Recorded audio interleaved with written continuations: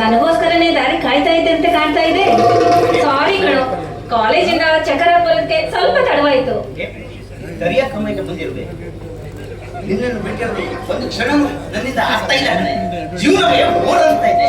ಎಷ್ಟಾದ್ರೂ ನನ್ನ ಬಾಳ ಸಂಗಾತಿಯನ್ನು ಒಪ್ಪಿಕೊಂಡಿರ್ಬೇಕಲ್ಲ. ಅಂದ್ಮೇಲೆ ನನ್ನಂತ ಅದೃಷ್ಟವಂತ ಬೇರೆ ಯಾರಿಲ್ಲ ಕಡೆ ಈ ಜಗತ್ತಲ್ಲಿ. ಅಂದ್ರೆ ನೀನ್ ನನ್ನನ್ನ ಅಷ್ಟೊಂದು ಪ್ರೀತಿ ಮಾಡ್ತೀಯ? ಈ ಪ್ರೀತಿ ಎಂಬ 2 ಅಕ್ಷರದಲ್ಲಿ ನೀನು ಮುಡಿ ಮಾಡ್ತಿದ್ದೀವಿ. ಆದ ಕಾರಣ ನಿಜ ತುಂಬಾ ಥ್ಯಾಂಕ್ಸ್.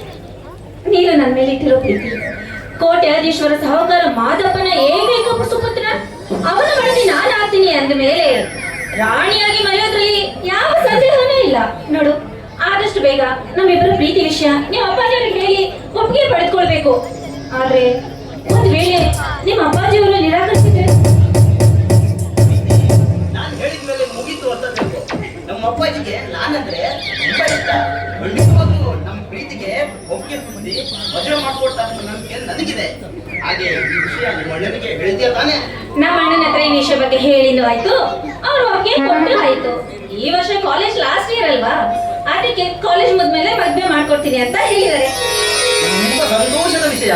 ಈ ಸಂತೋಷಕ್ಕೆ ಕಾದು ಕುಳಿತ ಈ ನಿನ್ನ ರಾಜನಿಗೆ ಕೊಡಲಾರೆಯ ಒಂದು ಸೀಮೆ. ಅಯ್ಯೋ ಅಲ್ಲ, ಮದುವೆಗಿಂತ ಮುಂಚೆ ಮುತ್ತು ಬಾಳಿಗೆ ಕುತ್ತು ಅಂತಾರೆ. ಅದಕ್ಕೆ ಮುತ್ತು ಗಿತ್ತು ಏನಿದ್ರು ಮದುವೆ ಆದ್ಮೇಲೆ. ಹಾಗಾದ್ರೆ ಒಂದು ಡ್ಯಾನ್ಸ್ ಹಾಡು ಕೂಡ ಓ ಅದಕ್ಕೇನಂತೆ, ಜಾಲಿಯಾಗಿ ಹಾಡಿ ನಿನ್ನ ಜೊತೆ ಕುಡಿತೀನಿ ಆಯ್ತಾ?